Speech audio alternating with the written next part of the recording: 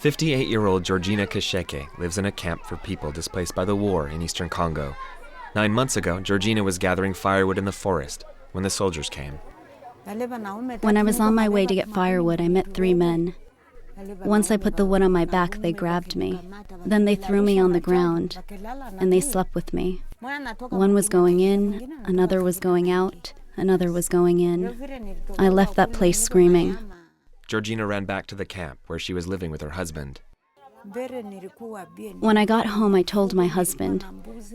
He said he didn't want me anymore. He said, "So many men have slept with you. I cannot sleep with you now." He rejected me. He left me.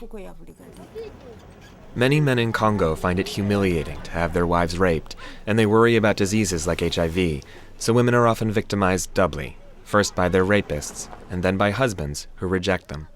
It's really been women and girls who've paid the price, and there's a direct correlation between ongoing fighting and increased numbers of rape. Rape is being used as a weapon of war in eastern Congo. Armed groups use rape to tear apart families and weaken communities that might oppose them.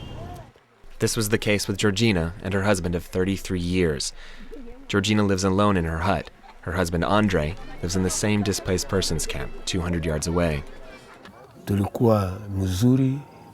We had a home, a beautiful family, food. It was a beautiful life.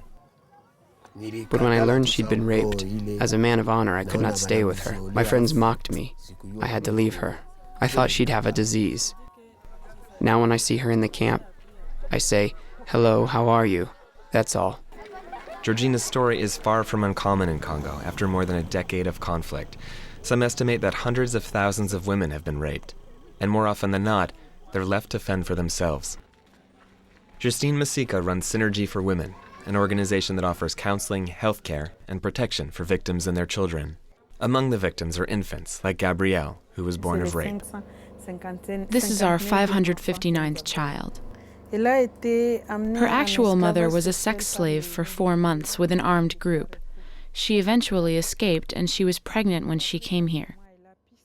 Here, in the back of a hospital in Goma, Justine houses women who suffer from severe mental and physical trauma because of rape. Women spend months or even years here getting treatment. The women here learn skills. They learn to sew. They sell handbags and clothes so they can make a living. And when they're here, they can talk about their problems, which also helps them overcome their trauma.